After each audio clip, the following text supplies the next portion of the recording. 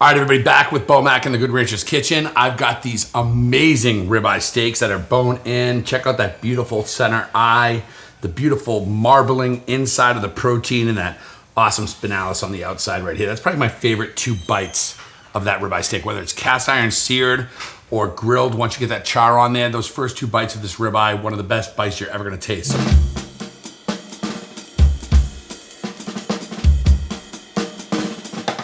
The cool thing about this protein too is it can take a lot of seasoning. So when you're gonna do it in cast iron, I recommend a couple things. I wanna just kind of get a little bit of olive oil on that steak and just kind of rub it in.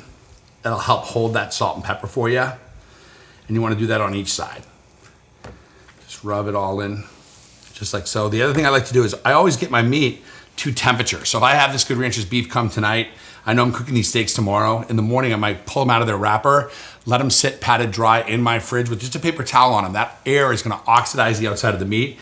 It's gonna help you caramelize the natural sugars in the steak and create that nice sear that you're looking for. So olive oil first, then of course, don't be shy. Up high, get that sea salt or whatever salt you love to use. Smoked sea salt, Malden, Himalayan, pink salt, whatever. And be generous. This is a good protein and it's a star of your dish, star of the plate, whatever you serve with it. And the beautiful thing is it's a thick cut steak that can handle a good amount of salt. It's really gonna bring out the flavors in that meat. Black pepper, same thing. Fresh crust, just like so. And then we'll do the same on the other side. Good salt. Evenly coated, a little more black pepper.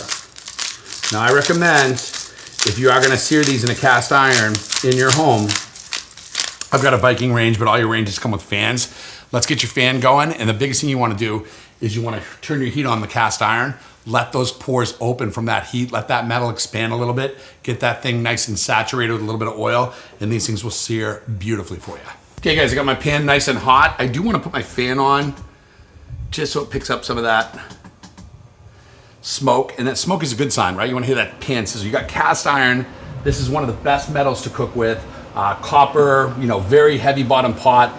It just gives you a very even heat. And right before my little trick that I sear these things, I'm just gonna rub them with a little bit of butter. There's a lot of fat in the meat naturally, and so you don't need that much. You just wanna make sure you get enough in there to start this off. And let's throw it right away from us. Look at that. And then let's drop our other one in as well.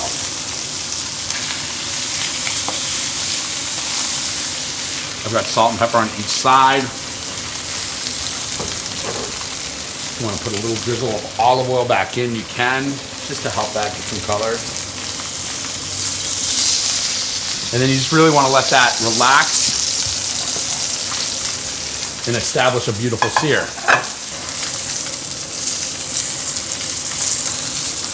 And all I'm looking to do is set this beautiful edge, this beautiful kind of crisp, golden brown edge on that steak. That's the natural sugars of butter. It's caramelizing, and that's gonna hold it in. When I flip these steaks, I'm gonna do the same thing on the other side, and then it's just about a butter base and a rest. Anything you cook internally when you pull these steaks out rare, you're looking for 120, around 115, 120 degrees internal temperature. That's about a mid-rare steak, which is the best way to eat a ribeye in my opinion. But as you keep this steak over, as it cooks, even off of the pan or out of the pan, it's gonna carry over cook and the temperature's still gonna rise internally. So let's take a look and let's see this just gorgeous color that we have. Oh my gosh. Okay, so already consistent little gorgeous crust, beautiful golden brown on each side.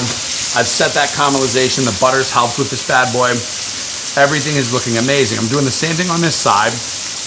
Obviously that's cooking, but then when I pull it out of here, it's the resting phase that's really gonna bring the steak to where you want it. And you gotta be patient. When you cook a steak on high heat, and then you kind of butter baste it, you let it rest after it rests, that's allowing the blood to go back evenly through the steak, and that's when you make your cuts, you get your beautiful, beautiful mid-rare pink all the way through the steak. Okay, I'm on high heat. I'm gonna turn down a little low. I'm gonna throw some garlic in.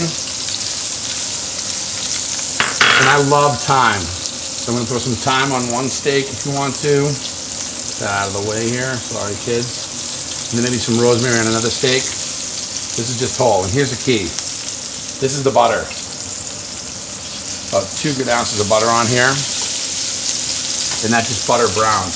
You can almost turn your heat off. You want to tilt your pan. I'm going to try to tilt it so you guys can see. Is that okay? And then this is how you butter baste those steaks. This is what you're getting when you go to a high-end steakhouse, Chicago, New York, Houston, San Fran.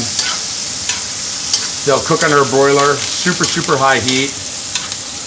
And then when they go to pick up your steaks, you'll get those beautiful butter-basted steaks. This helps keep in that caramelization, that juice. It helps kind of cook that fat a little bit. The brown butter adds a ton of flavor.